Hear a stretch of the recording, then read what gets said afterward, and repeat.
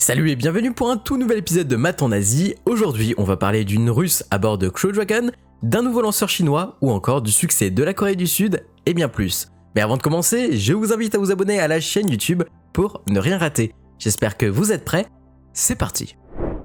Tout d'abord, l'équipe Changju 14 s'est concentrée ces derniers jours sur le nettoyage et le rangement de la station. Avec 2 vaisseaux cargo Changju amarrés à Tiangong, on comprend vite qu'il y a un vrai travail d'organisation et de logistique à bord. De plus, nous avons eu le droit à quelques images d'une séance de sport de l'équipage. Pendant ce temps sur Terre, les équipes au sol s'activent pour préparer le lancement du module Wentian. Alors Wentian est un laboratoire qui va fournir des fonctions supplémentaires d'avionique, de navigation, on parle de propulsion, de contrôle d'orientation en cas de danger. L'exemple le plus concret, c'est de devoir effectuer une manœuvre d'évitement pour ne pas entrer en collision avec un satellite Starlink, ce qui est devenu plutôt une habitude pour la station Tiangong. En plus d'être l'endroit idéal pour effectuer des expériences en 0G, des expériences peuvent également être placées à l'extérieur du module pour être exposées à l'environnement spatial, c'est-à-dire aux rayons cosmiques, au vide et au vent solaire. Ainsi, le lancement du module via le lanceur Long March 5B est prévu le 24 juillet depuis le site de lancement de Wenchang dans la province du Henan. Dans un second temps, suite au lancement du vaisseau habité Changju 14 qui a eu lieu début juin, des internautes espagnols dans la nuit du 20 au 21 ont filmé la rentrée contrôlée et la désintégration dans l'atmosphère de l'étage supérieur de la Longue Marche de F. Selon les autorités chinoises, la désintégration du segment a eu lieu au-dessus de la mer Méditerranée. En parlant de lancement, la semaine dernière, la CASC a effectué 2 lancements sur une période de moins de 48 heures. Premièrement, le 22 juin, une Kuaiju 1A a décollé depuis le site de Jiuquan dans la province du Gansu pour placer en orbite le satellite expérimental Tianxing 1. Alors il faut savoir que la Kuaiju 1A est une fusée à propergol solide qui peut placer en orbite héliosynchrone environ 400 kg. Alors aujourd'hui, cette KZ-1A est active depuis presque 5 ans et elle affiche une fiabilité de 89% sur un total de 17 missions. Deuxièmement, envolons-nous pour rejoindre le site de lancement de Secheng dans la province du Sichuan où une longue marche 2D a décollé le 23 juin.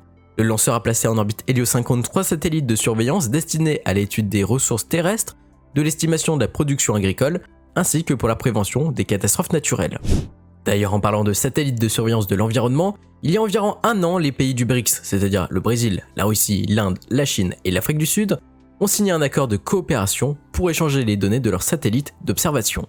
Ainsi, la semaine dernière, un nouveau sommet entre ces pays a eu lieu où nous avons appris que la création d'un comité conjoint pour la coopération spatiale serait un projet dans les cartons. Donc si un comité est créé, le programme lunaire sino-russe de nouvelle génération et la station Tiangong pourraient intégrer l'Inde, le Brésil et l'Afrique du Sud. Pour terminer cette partie sur l'actualité chinoise, le nouveau lanceur Chonke 1 de la CAS, donc c'est l'Académie des sciences de la Chine, devrait effectuer son premier vol en juillet. Ce lanceur à propergol solide pourra placer 1330 kg en orbite héliosynchrone à 700 km, dont 2000 kg à 500 km d'altitude. Pour rebondir sur l'actualité spatiale russe, la cosmonaute Anna Kikina risque de rejoindre l'ISS à bord de la capsule Crew Dragon prévue en septembre de cette année. Pour établir le contexte, le premier ministre russe Mikhail Mishustin avait signé un ordre autorisant Roscosmos à négocier avec la NASA dans l'exécution d'un accord pour un vol commun.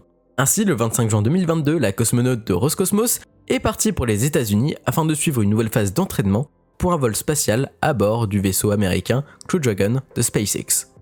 Alors maintenant, derrière cette initiative qui se réalise finalement, nous pouvons en tirer quelques éléments. Primo, malgré le contexte géopolitique, les deux nations ne sont pas totalement en froid lorsqu'il s'agit de lancement à destination de l'ISS.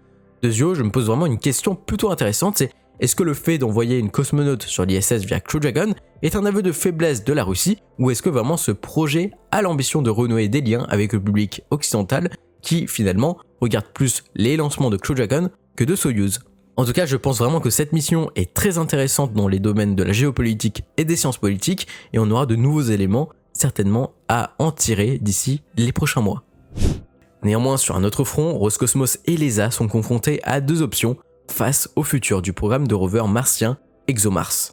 La première option opterait pour un retour en Russie des équipements russes situés sur le territoire de l'UE et la restitution à l'ESA des équipements européens situés sur le territoire de la Fédération de Russie. La seconde option serait une reprise du programme ExoMars, ce qui en soit peu probable, mais pas impossible vu que l'on parle de nombreux investissements pour ce programme.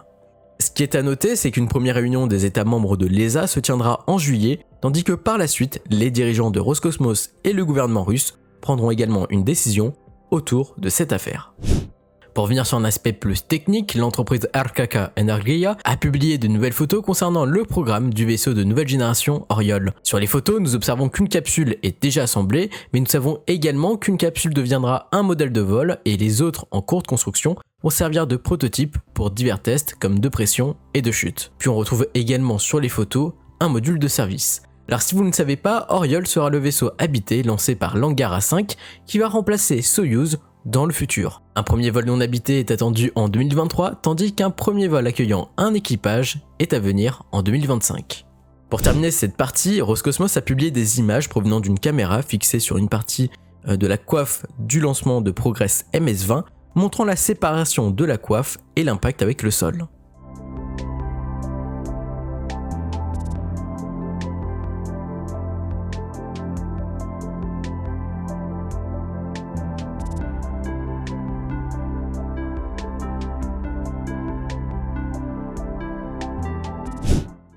À plusieurs kilomètres, après un échec en octobre 2021 et des problèmes rencontrés sur le pas de tir, le second lancement du lanceur Nuri, ou KSLV-2, a été une réussite pour la Corée du Sud. En effet, le décollage s'est très bien passé, puis le déploiement et la mise en orbite des charges utiles ont été un succès.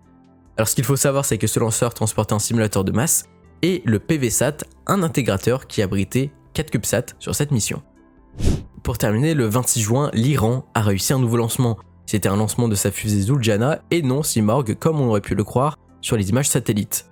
Alors ce lanceur léger à propergol solide fait 25,5 mètres de long et il peut placer 220 kg en orbite terrestre basse. Par contre, ce qui est certain, c'est que géopolitiquement, dans un contexte tendu autour du nucléaire pour l'Iran, ce lancement d'essai reste, quoi qu'il arrive, dans le viseur de Washington. Sur un point de culture, Zul'Jana c'est le nom du cheval de l'imam Hussein, le petit-fils du prophète Mahomet.